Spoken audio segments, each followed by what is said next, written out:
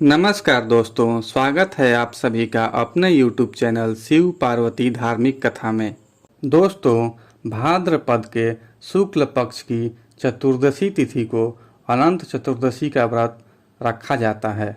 अनंत चतुर्दशी के दिन भगवान अनंत की पूजा की जाती है।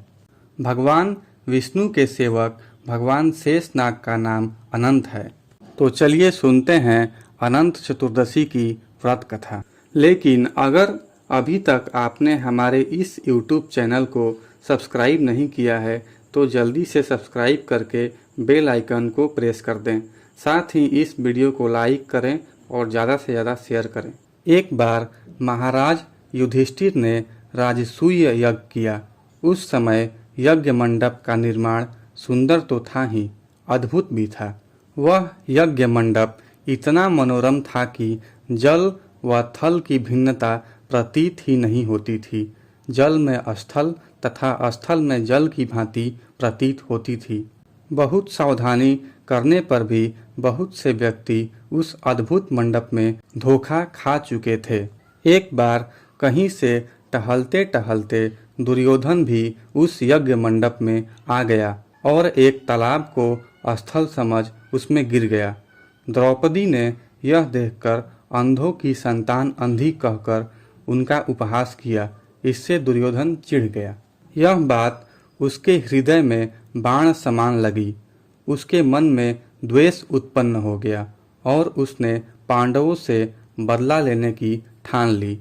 उसके मस्तिष्क में उस अपमान का बदला लेने के लिए विचार उपजने लगे।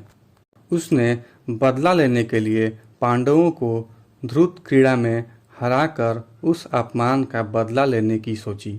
उसने पांडवों को जुए में पराजित कर दिया। पराजित होने पर प्रतिज्ञा अनुसार पांडवों को 12 वर्ष के लिए वनवास भोगना पड़ा। वन में रहते हुए पांडव अनेक कष्ट सहते रहे। एक दिन भगवान कृष्ण जब मिलने आए तब युधिष्ठिर ने उनसे अपना दुख कहा और दुख दूर करने का उपाय पूछा। तब भगवान श्री कृष्ण ने कहा, हे युधिष्ठिर, तुम विधि पूर्वक अनंत भगवान का व्रत करो। इससे तुम्हारा सारा संकट दूर हो जाएगा और तुम्हारा खोया हुआ राज पुनः प्राप्त हो जाएगा। इस संदर्भ में भगवान श्री कृष्ण ने उन्हें एक कथा सुनाई। प्राचीन काल में सुमंत नाम का एक नेक तपस्वी ब्राह्मण था। उसकी पत्नी का नाम दीक्षा था। उसकी एक परम सुंदरी, धर्मपरायण तथा ज्योतिर्मयी कन्या थी जिसका नाम सुशीला था। सुशीला जब बड़ी हुई तो उसकी माता दीक्षा की मृत्यु हो गई। पत्नी के मरने के बाद सुमंत ने कर्कशा नामक स्त्री से दूसरा विवाह कर लिया। सुशीला का विवाह ब्राह्मण सुमंत ने कौंडिन्य ऋषि के साथ कर दिया। विदाई में कुछ देने की बात पर कर्कशा ने दामाद के लिए कुछ ईंटें और पत्थरों के टुकड़े बांध कर दे दिए। कौंडिन्य ऋषि दुखी होकर अपनी पत्नी को लेकर अपने आश्रम की ओर चल दिए, परंतु रास्ते में ही रात हो गई। वे नदी तट पर विश्राम करने लगे। सुशीला ने देखा वहां पर बहुत सी स्त्रियां सुंदर वस्त्र धारण कर किसी देवता की पूजा कर रही थी। सुशीला के पूछने पर उन्होंने विधि पूर्वक अनंत व्रत की महत्ता बताई। सुशीला ने वहीं उस व्रत का अनुष्ठान किया और 14 गांठों वाला डोरा हाथ में बांधकर ऋषि कौंडिन्य के पास आ गई। कौंडिन्य ने सुशीला से डोरे के बारे में पूछा तो उसने सारी बात बता दी। उन्होंने डोरे को तोड़कर अग्नि में डाल दिया। इससे भगवान अनंत जी का अपमान हुआ। परिणामतः ऋषि कौंडिन्य दुखी रहने लगे। उनकी सारी संपत्ति नष्ट हो गई। इस दरिद्रता का उन्होंने अपनी पत्नी से कारण पूछा तो सुशीला ने अनंत भगवान का डोरा जलाने की बात कही।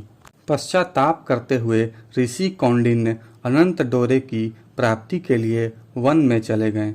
वन में कई दिनों तक भटकते भटकते निराश होकर एक दिन भूमि पर गिर पड़े।